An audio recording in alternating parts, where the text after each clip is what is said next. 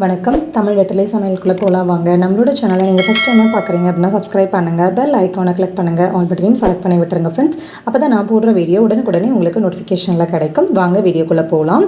இன்றைக்கி வந்துட்டு நம்ம ஜிலேபி மீன் வாங்கிட்டு வந்திருக்கோம். இது வந்து கிட்டத்தட்ட 3/4 கிலோவுக்கு கொஞ்சம் அதிகமாக இருந்தது. இது வந்து இப்போ நல்லா நம்ம க்ளீன் பண்ணி எடுத்துக்கணும். காது பகுதி, இது தலைப்பகுதி, இது வந்து செவில்னு சொல்லுவாங்க. இதோட நம்ம குழம்புல போட்டு சமைச்சோம் அப்படின்னா குழம்பு வந்து கசப்பு தன்மை ஆயிரும். அதனால் இதை நல்லா நீங்கள் எடுத்துகிட்டு இது பண்ணுங்கள். வெட்டையில் வந்துட்டு அவங்க மீன் கெட்டு போகக்கூடாதுங்கிறதுக்காக அந்த செவில் எடுக்காமல் கொடுப்பாங்க. ஸோ அதனால் நீங்கள் வீட்டுக்கு எடுத்துகிட்டு வந்தாலும் நல்லா க்ளீன் பண்ணிவிட்டு நீங்கள் அடுத்தது சமைக்க ஆரம்பிங்க. இப்போ இதில் வந்து நன்மைகள் நம்ம என்னென்ன இருக்குதுன்னு பார்த்துக்கலாம். மீன் நம்ம சாப்பிட்டோம் அப்படின்னா சீக்கிரமாக நமக்கு செரிமானம் ஆயிரும். இதில் வந்து ப்ரோட்டீன் இருக்குது, விட்டமின் டி இருக்கிறனால எலும்புக்கு ரொம்பவே ஸ்ட்ரென்த்து. அதே போல் இதில் வந்து ஒமேகா 3 கொழுப்பு அமிலம் இருக்கனால ஆன்டிஆக்சிடென்ட் நம்ம உடலில் செயல்படாது. ஸோ அதனால வந்து நம்ம இதய ஆரோக்கியத்திற்கும் மூளை சீராக செயல்படுறதுக்கும் ரொம்பவே ஹெல்ப் பண்ணுது. அதே போல் இதில் வந்து கொழுப்பு சேராமல் இருக்கிறதுக்கு இதயத்தை வந்து பாதுகாக்கிறதுக்கு ரொம்பவே ஹெல்ப் பண்ணுது. அதே போல் இதில் வந்து கெட்ட கொழுப்பெல்லாம் கரைச்சிட்டு நல்ல கொழுப்பை இன்க்ரீஸ் பண்ணுறதுக்கு ரொம்ப ஹெல்ப் பண்ணுது. இதில் வந்துட்டு ஒரு வகையான எண்ணெய் தன்மை இருக்கனால நம்மளோட உடல் தேகம் மினுமினுப்புக்கு ரொம்பவே ஹெல்ப் பண்ணுது. இப்போ நம்ம நல்லா க்ளீன் பண்ணியாச்சு. க்ளீன் பண்ணதுக்கப்புறமா உப்பு மஞ்சத்தூள் போட்டு இந்த போல் நல்லா பெசரி வச்சிடலாம். அது அப்படியே இருக்கட்டும். ஒரு மண் சட்டியில் தான் நம்ம இன்னைக்கு குழம்பு செய்ய போகிறோம். மண் சட்டி எடுத்து வச்சுக்கோங்க. நல்லெண்ணெய் சேர்த்துக்கோங்க. 15 சின்ன வெங்காயம் கூட 3 பல்லு பூண்டு சேர்த்துட்டு நல்லா இந்த போல் கலந்து விட்டுடலாம்.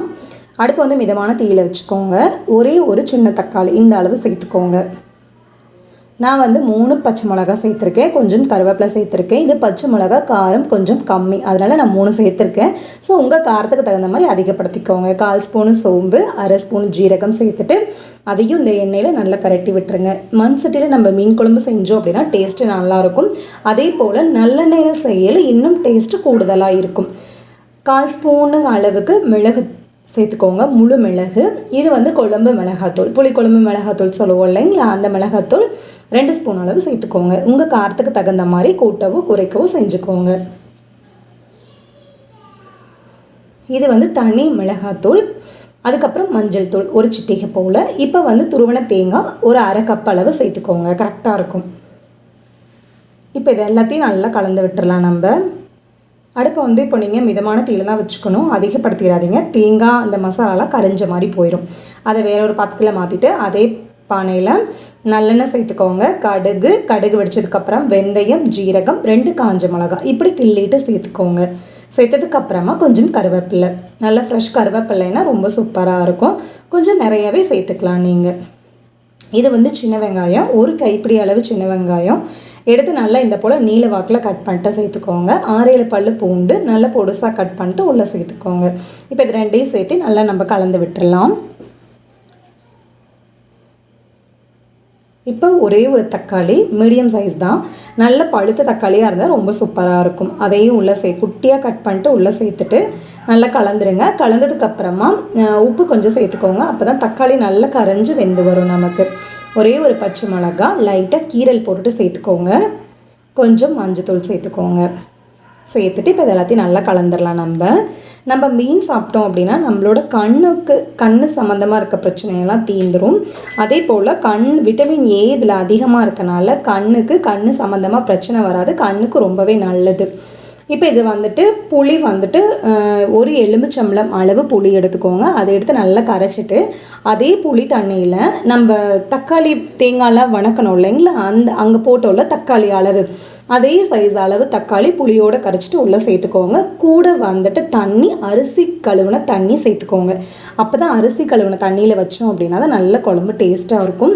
நல்லா 2 டைம் நல்லா தண்ணியில் கழுவிட்டு 3வது டைம் கழனி பொடி இல்லைங்களா, அந்த கழனி தண்ணியை எடுத்து வச்சுட்டு நம்ம குழம்பு செஞ்சோம் அப்படின்னா ரொம்ப சூப்பராக இருக்கும். இப்போ வந்து நம்ம தேங்காய் மசாலாலாம் வறுத்தோம் இல்லைங்களா, அதை வந்து நல்லா நைஸாக அரைச்சி அதை உள்ளே சேர்த்தாச்சு.